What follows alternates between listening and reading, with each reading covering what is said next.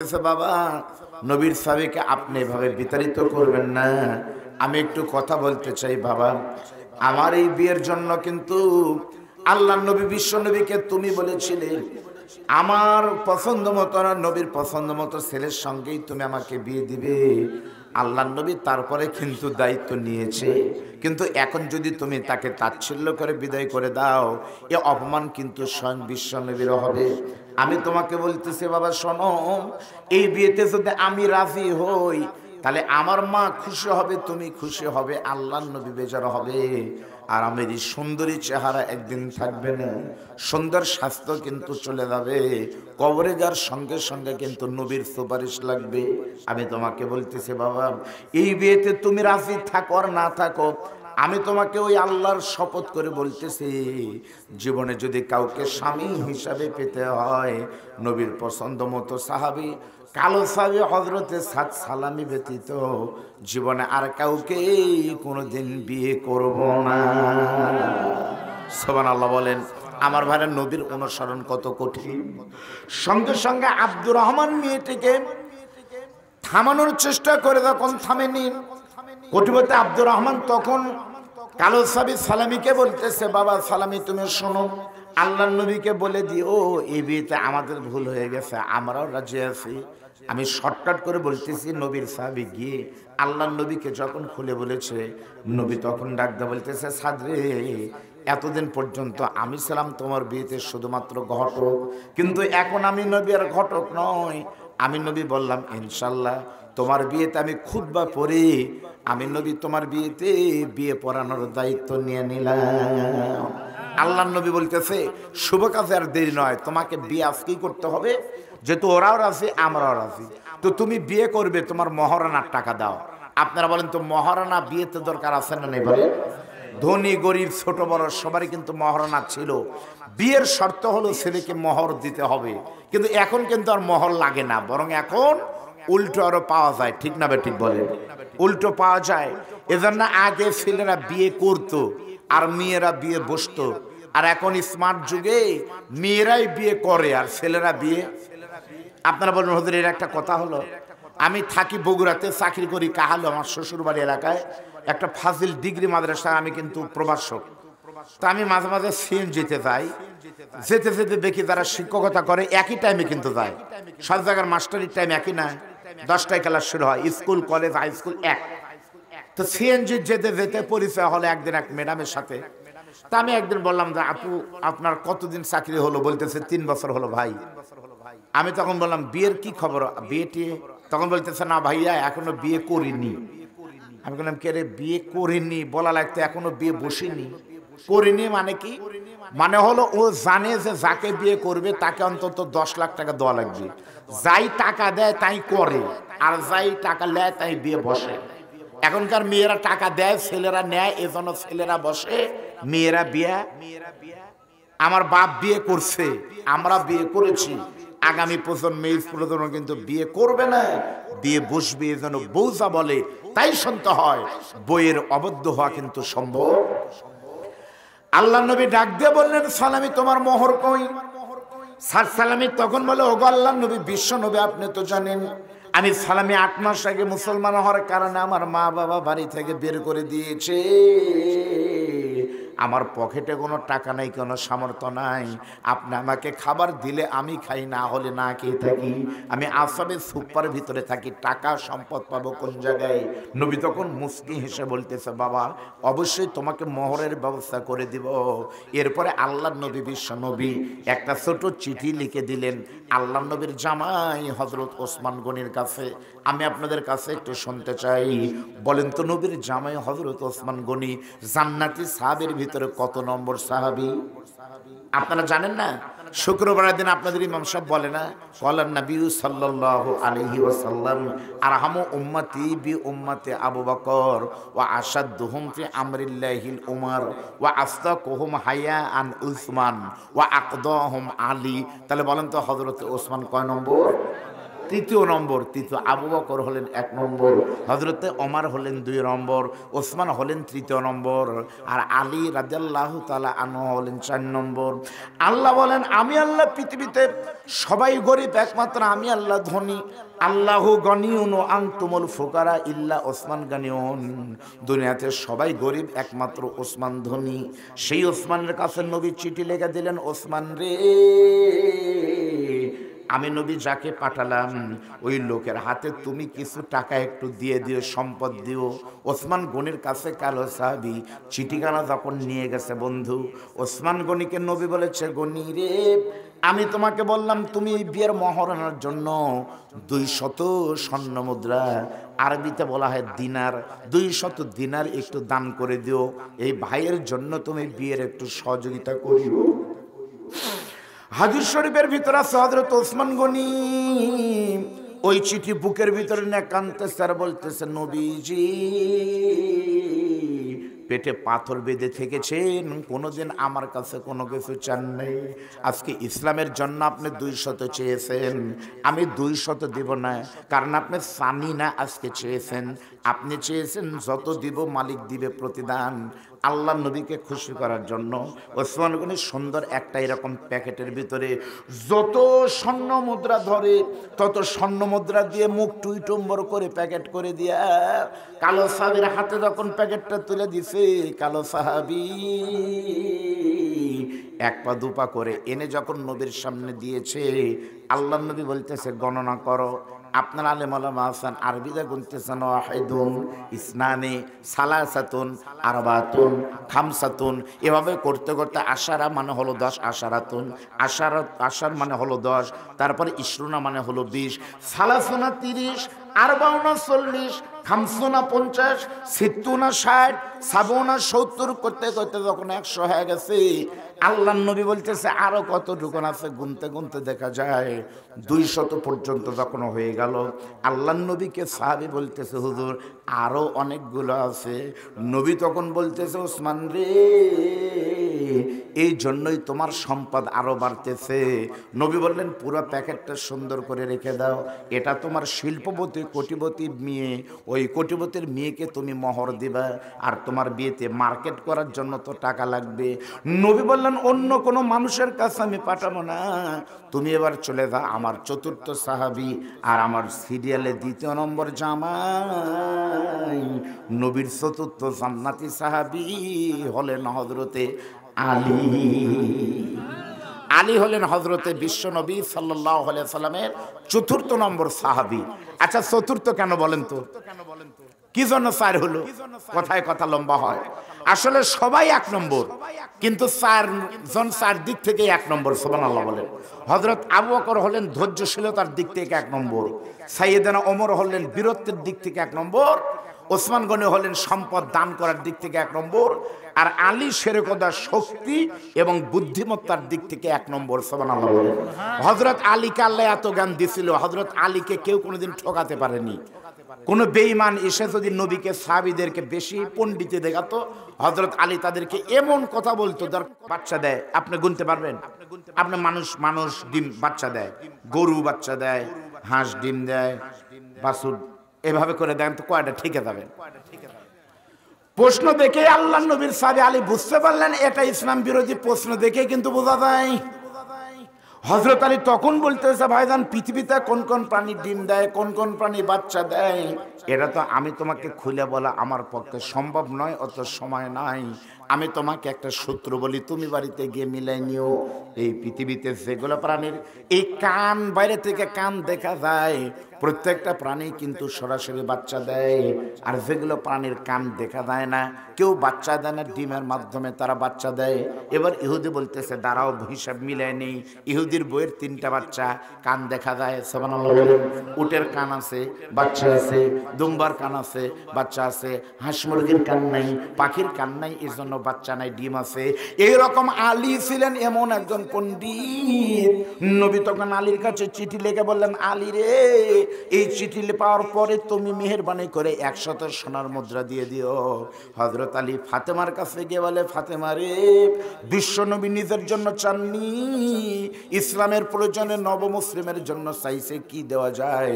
স্বামী স্ত্রী দুইজন মিলে চেষ্টা করে বন্ধু যতটুকুন পারা যায় ততটুকুন সম্পদ যখন দিয়ে দিয়েছে, ওই সম্পদ যখন নিয়ে এসেছে, এখানে অনেক আলেম ওলামা কিন্তু আছেন, আমি খেয়াল করতেছি। আল্লাহর নবী তখন হযরত আলীর টাকাগুলো বের করে নবীর সাহাবীকে বলতেছে এইভাবে, ইজহাব ইলা সুক। আরবিতে ইজহাব শব্দের অর্থ হলো যাও। বলেন ইজহাব শব্দের অর্থ কি? যাও। ইজহাবুল আমরের সিগা, এখনই যাও। ইলা সুকে, মার্কেটে যাও, গিয়ে এই টাকা দিয়ে, সম্পদ দিয়ে, আলীর টাকা দিয়ে তোমার বইয়ের জন্য গহনা, নাকফুল, কানের দুল, বোরকা, লেহেঙ্গা কিনো, আর ওসমানের টাকা মোহর দিবা, আজকে রাতেই বিয়ে হবে। সুবহানাল্লাহ। বিয়ের আনন্দ কত কঠিন। সবাই একটু বিয়ের দিনের কথা মনে করেন, দেখেন তাহলে ভালো লাগবে। কালো মানুষ তখন মুচকে মুচকে হাসতে হাসতে ওসমানের টাকা মহারানা রেখে হযরত আলীর সম্পদ নিয়ে মার্কেটের মধ্যে, না বিশাল বড় মার্কেটে যখন দৌড় দিছে,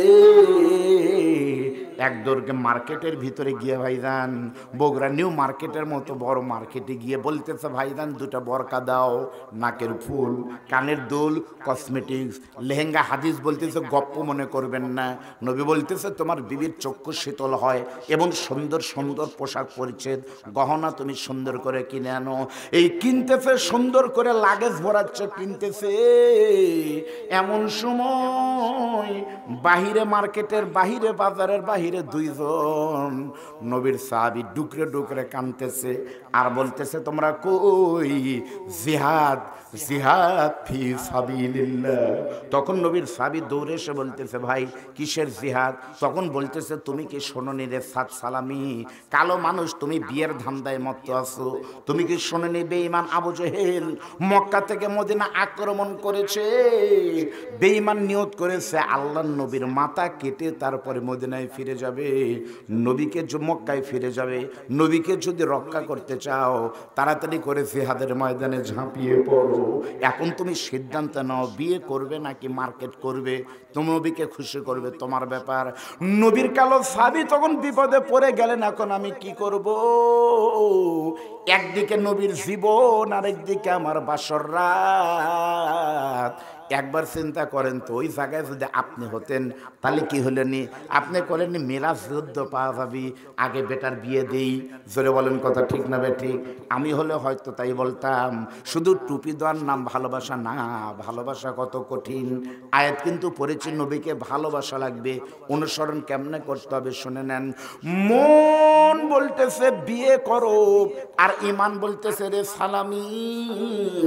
বাসর রাতে বউকে না আনন্দ করবি, সকালে যদি শুনিস নবী দুনিয়াতে নাই, তাহলে কি হবে? এই চিন্তা করে মন আর ইমান যুদ্ধ করতে করতে মন এক সময় হেরে গেছে। ইমানের টানে ইমান বিজয় হয়, একটা দৌড় দিয়েছে, সোনা অলংকার না কিনে চলে গেছে বাজারে। উট দুম্বার ঘোড়ার দোকান থেকে, হাট থেকে যুদ্ধের জন্য বিশাল বড় একটা ঘোড়া কিনেছে। বড় একটা ঘোড়া কিনে আর বাকি টাকা দিয়ে একটা ঢাল আর একটা তরবারি কিনে নিয়ে নবীর সাহাবী নবীকে না বলে জিহাদের ময়দানে চলে গেছে। সব টুকুন শক্তি দিয়ে ধরে বলেন আল্লাহু আকবার। বিশাল বড় একটা ঘোড়া কিনে, তীর কিনে, মানে তরবারি আর ঢাল কিনে জিহাদের ময়দানে চলে গেল।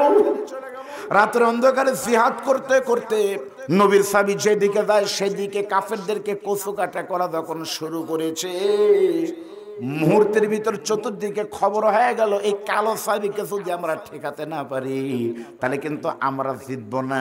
তখন সব কাফেররা এক জায়গায় হয়ে নবমুসলিম কালো সাহাবীকে ঘিরে ধরেছে। ঘিরে ধরে কেউ লাঠি মারতেছে, কেউ ঢাল মারতেছে, কেউ পাথর মারতেছে। মারতে মারতে এক সময় যখন পড়ে গেছে, সবাই মিলে এমন পিটন শুরু করেছে, কালো মানুষের মাথা থেকে পা পর্যন্ত রক্ত দিয়া মদিনার বালু তার শ্রদ্ধা শুরু হয়েছে। মারতে মারতে যখন বেহুশ হয়ে গিয়েছে, বুকের উপরে পা তুলে দিয়ে বেঈমানরা বলতেছে, রে সালামি তুই কেন মুসলমান হইলি? আজকে তোকে বলতে হবে আল্লাহ নাই আর মোহাম্মদ হলো ভণ্ড নবী। নাউজুবিল্লাহ। যদি তুই বলতে পারিস তাহলে তোকে ছেড়ে দিব, আর না বললে তোকে মারতে মারতে মেরেই ফেল দিব। ওই জায়গায় আমরা হলে বলতাম জীবন বাঁচান ফরজ নবীকে ভণ্ড বলি, কিন্তু নবীর সাহাবী বলতেছে বেঈমানেরা শুনে নাও, মারতে মারতে আমার জীবন যদি শেষ করে দাও, যতক্ষণ পর্যন্ত দেহে প্রাণ আছে ততক্ষণ সাক্ষী দিচ্ছে আমার নবী হলেন সবার সেরা। এই কথা বলা যখন শেষ, আবু জেহেলের গোষ্ঠী তখন বলতেছে একে ভিন্ন ভাবে সাইজ করতে হবে। একজনকে বলতেছে হাত টেনে ধরো, তখন টেনে যখন ধরেছে, ধারালো ছুরি দিয়ে যখন কোপানো শুরু করেছে, একবার চিন্তা করেন তো, মানুষ তো দূরের কথা, একটা মুরগির বাচ্চাকে জবেও না করে যদি চামড়া ছিলেন, ওই মুরগির বাচ্চা কেমনে হাউমাউ করে, চিচি করে, কান্নাকাটি করে। আর জীবিত মানুষের শরীর থেকে যখন কোপানো শুরু করেছে, কিছুক্ষণ পর বাম হাতটা যখন পড়ে গেল, নবীর সাহাবী কাঁদতেছে আর বলে, মনি 8 মাস হলে 2 হাত দিয়ে নামাজের নিয়ত করতাম, মুহূর্তের ভিতরে হাতটা চলে গেল, এখন আর হাত এখন একটা, আমি এক হাত দিয়ে সাক্ষী দিচ্ছি আল্লাহ তুমি আর নবী আমার সব কিছু। এইবার ডান হাতটা কেটে দিয়েছে, শর্টকাট করে বলতেছে দোস্ত, বাম হাত বাম পাও, ডান হাত ডান পাও যখন কেটে নিয়ে শরীরের অঙ্গ প্রত্যঙ্গ, মাথাটা কেটে নিল, এমন কোনো অঙ্গ প্রত্যঙ্গ নয় শরীরের সাথে রেখেছে, শুধুমাত্র কাটেনি। রাতের বেলায় জিহাদের ময়দানে হাত একদিকে, পাও একদিকে, চোখ একদিকে, নাক একদিকে, এভাবে করে পুরো মাঠের ভিতরে ছড়িয়ে ছিটে দিয়েছে। এই জিহাদে মুসলমানদের বিজয় হয়ে গেল। আল্লাহর নবী তখন বলতেছে, তোমরা দেখো তো, গনিমতের মাল নিয়ে তোমরা পারাহুরা করো না, দেখো তো জিহাদের ময়দানে কোনো মানুষ শহীদ হয়ে আছে কিনা। সাহাবীরা তখন খুঁজতে খুঁজতে কিছু দূরে গিয়ে দেখে এমন একটা হাত পড়ে আছে যে হাত সবার থেকে ভিন্ন। 3 জনের ভিতর 2 জন বলতেছে এটা সাত সালামির হাত হবে, আরেকজন বলতেছে তোমার কি মাথা খারাপ, সাত সালামি এখন বাসর ঘরে থাকার কথা, তাই না? বাসর ঘরে আছে, কিছু দূর গিয়ে দেখে একটা পাও পরে আছে। 3 জনের ভিতরে একজন বলতেছে নিশ্চিত সালামির পাওয়া হবে, এরকম পাওয়া আর কারো নাই, ভিন্ন রকম। আর 2 জন বলতেছে তোমার মাথা খারাপ, নবী বিয়ে ব্যবস্থা করেছে, মদিনার সবচাইতে ধনীর মেয়ের সাথে বিয়ে হচ্ছে, এখন বাসর ঘরে আছে। এরকম খুঁজতে খুঁজতে খুঁজতে খুঁজতে কিছু দূর দেখে অন্ধকার রাতের ভিতরে কি যেন একটা জিনিস চক চক চক চক করতেছে। সাহাবারা কাছে গিয়ে দেখে কোনো সোনা না, ইমানের কারণে 8 মাস আগে মুসলমান হওয়ার কারণে আমার আল্লাহ তাআলা শাহাদত পান করার কারণে সাহাবীর মাথাটাকে আর কালো মুখটাকে এত সুন্দর করে দিয়েছে, দূর থেকে মনে হচ্ছে পূর্ণিমার চাঁদ বালুর উপরে গড়তেছে। নবীর সাহাবারা হাত পাও মাথা মুখ এক জায়গায় করে এরকম একটা সাদা কাফনের ভিতর করে সবকিছু তুলে নিয়ে আল্লাহর নবীর কাছে এসে যখন এভাবে করে জমা দিয়েছে, বন্ধু সন্তান মারা গেলে জানাজার পরে বাবা মানুষকে বলে, বাবারে একটা বার একটু দেখতে দাও, শেষবারের মতো আমার সন্তানকে দেখি। বিশ্বনবী জানাজার আগে ওই গরিব সাহেবের কাছে গিয়ে বলতেছে মুখটা বের করে দাও তো, আমি নবী একটু দেখব। আল্লাহর নবীর সামনে যখন লাশটা বের করে দিয়েছে, নবীর রহমতের হাত দিয়ে কালো সাহাবী সালামের মাথায় হাত বোলাই দিয়ে বলে, পাগল রে, ইমানের কারণে মা ছাড়লি, বাপ ছাড়লি, বাড়িঘর সবই ছেড়ে পাগলের মতো রাস্তায় রাস্তায় ঘুরেছিস, আমি নবী তোকে বিয়ের ব্যবস্থা করলাম মদিনার সবচেয়ে দামি পরিবারে, কিন্তু তুই কেন বিয়ার বাসরবাদ দিয়ে তুই জিহাদের ময়দানে আমাকে না বলে গেলি? আমি বললেই তো তোকে বন্ধ করে দিতাম, বিয়ের জন্য তোকে পাঠাতাম। ও মনিব, তুমি কি করতেছো আমার পাগলের জন্য? কি করো রে আল্লাহ?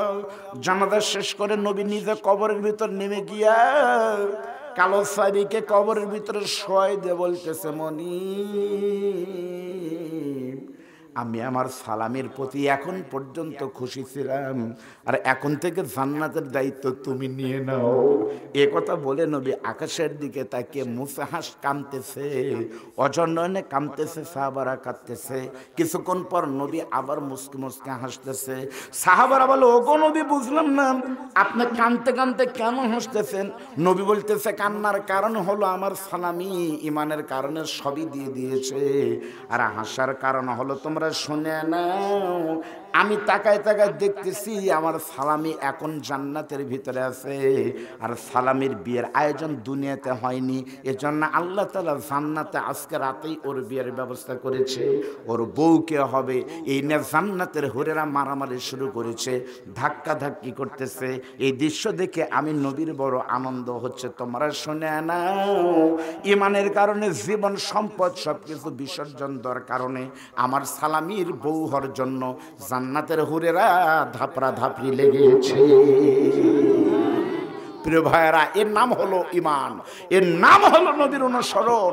নবী হয়তো আর দুনিয়াতে আসবে না, কিন্তু নবীর অনুসরণের একমাত্র রাস্তা হলো ইসলাম। ধরে বলেন কথা ঠিক না? একই কোরআনের কথা হচ্ছে। আজকে একদল লোক মেলায় ঘুরতেছে, আর একদল লোক মাহফিলে পাগল আপনারা যারা বসে আছেন। ওরা পাগল না, আপনারা পাগল। ওরা ঘুরতেছে আর আপনারা বসে আছেন।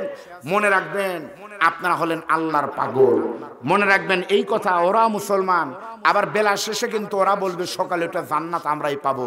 নামাজ পড়ে না, তারপরে দাবি করে, কয় একদল হুজুরে আগে জাহান্নামে যাবি, আমরাই আগে জান্নাতে যাবো। জোরে বলেন কথা ঠিক না বেঠিক? আমি আপনাদেরকে বলবো, আজকের মাহফিলটা দীর্ঘদিন বন্ধ ছিল। আপনাদের এখানে কবরস্থান, কোথায় কবরস্থান? এ পাশে, এটাই কবরস্থান। আপনাদের একটু ইশারা করে দেখান লাগবে, এই কবরস্থানে শুয়ে আছে কার কার মা, কার কার বাবা। আমাকে দেখানোর নিয়ত করলে গুনাহ হবে, আল্লাহকে দেখানো, মালিক যেন আপনার হাতটা দেখতে পায়। কার কার মা বাবা কবরে গেছে, সেখানেই শুয়ে থাকুক। মারা গেছে কার কার মা বাবা, একটু হাত তোলেন তো। হুজুর, আমার মা বাবা নাই, একটু হাত তুলে দোয়া করবেন। আমরা দোয়া করব। অনেকের মাও নাই, অনেকের বাবা নাই, এতগুলো মানুষ আছেন। আপনার এই মা বাবার কবর, এটাই তাকায় দেখেন। যে গ্রামে মাহফিল হয় আপনাদের লাভ নাই, লাভ হলো মৃত ব্যক্তির। অনেকের মায়ের কবরে হয়তো একটা নেকি কম হয়েছে, ওই একটা নেকি কমের জন্য আপনার মা কবরে জাহান্নামের আগুন। শীতের দিন ঠান্ডা পড়তেছে, আপনার বাড়িতে এমন কোনো ফকির নাই যার বাড়িতে টিন নাই, আর আপনাদের কবরস্থানে যা দেখেন কারু কবরের উপরে কিন্তু একটা ছাউনি নেই। আপনি মনে করতেছেন মরে গেছে, না রে, মরেনি। আপনার মার কথা যদি আপনার আল্লাহ আপনাকে শোনায় দিত, বুঝতেন এই মায়ের বুকের উপরে পৌষ মাসের ঠান্ডা পানি যখন টপ করে পড়তেছে, কুয়াশা, আপনার মা কবরের ভিতরে ছটপট করতেছে, বলতেছে আল্লাহ রে, আর সহ্য হয় না, ঠান্ডা লাগে। আল্লাহ বলতেছে, বান্দি, তোমার কবরের আযাব মাফ করে দিতাম, কিন্তু একটা নেকি তো কম হয়েছে, ওই একটার কারণে তোমার কষ্ট হচ্ছে। যদি তোমার সন্তানরা তোমার জন্য দোয়া করতে পারে, এই একটা নেকির ওসিলায় তোমার কবরের উপরে আমি কবর থেকে তুলে নিয়ে তোমাকে জান্নাতে শোয়াই দিব। এই মা বাপ যাদের গেছে, এটাই মনে করেন আপনার মার লাশ। টাকান আমার দিকে, এটাই আপনার বাবার লাশ। হাউমাউ করে কামতেছে গেটের কাছে আপনার দিকে তাকে, বেটারে একটা নেকি দিয়ে যাবে। ওই মা বাপ যাদের গেছে, এই যে আনলিয়া শান্তি জামে মসজিদের জন্য এত বড় আয়োজন, অনেক খরচ, টাকা দিবেন অন্য কোনো কারণে নাই, একটা নিয়ত করে দিবেন, আমার মা নাই, বাবা নাই। ছোট মুখের একটা কথা বললাম, দুইটা দোয়া কবুল হবেই ইনশাআল্লাহ। এক নাম্বার, আপনি যেন স্বপ্নে দেখতে পারেন এই দানের ওসিলায়, দোয়ার ওসিলায় আপনার মা বাবা জান্নাতের পাখিদের সাথে ঘুরতেছে, শুয়ে আছে। দুই নাম্বার, এই কয়েকজন মানুষকে আল্লাহ হাজি না বানায়, মক্কা মদিনার মেহমান না বানিয়ে কবরে নেবেন না। আমি শুধুমাত্র উহুদের যুদ্ধে ৭০ জন সাহাবী জীবন দিয়েছিল আপনাদের দোয়ায়। এই চোখ দিয়ে দুইবার আমি তাদের জিয়ারত করেছি, রওজা শরীফ কবরগুলো জিয়ারত করেছি। উহুদের ময়দানে পাহাড়ের পাদদেশে শুয়ে আছে ৭০ জন সাহাবী, হযরত আমির হামজার নেতৃত্বে শুয়ে আছে। এই ৭০ জন সাহাবীর নামে নামে আপনাদের ভিতরে ৭০ জন মানুষ মৃত মা বাবার জন্য একটা মন করে ধান দিবেন, অথবা একটা মন ধানের টাকা দিবেন। ৭০ জন ৭০,০০০ টাকা অথবা ৭০ মন ধান। ছোট মুখে বললাম, আমি তাকবীর দিব। আমার শ্বশুর আব্বা অত্যন্ত কষ্টে আছে, গতকাল তার জনম দুঃখিনী গর্ভধারিণী রত্নগর্ভা মা দুনিয়া থেকে বিদায় নিয়েছেন সকাল ৮টায়। মা হারানোর শোক নিয়ে উনি আপনাদের মাঝে এসেছেন। আজকের মোনাজাত যখন ধরবে, তখন ওনার চোখ দিয়ে যখন পানি পড়বে, তখন ওনার মায়ের জন্য যখন দোয়া করবে, আপনার মাকেও যেন আল্লাহ কবুল করে নিয়ে উহুদের সাহাবীদের সাথে কবুল করে ধরে বলেন আমিন।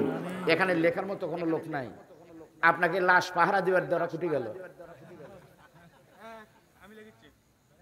আসেন, আপনাদের ভিতরে কে বলবো বাবা আমি সর্বপ্রথম, তুমি এলাকার ছেলে, আমি বাইরে ওয়াজ করতেছি না, কলিজার ভিতর থেকে আপনার মা বাবার জন্য নাম ধরে দোয়া করবো।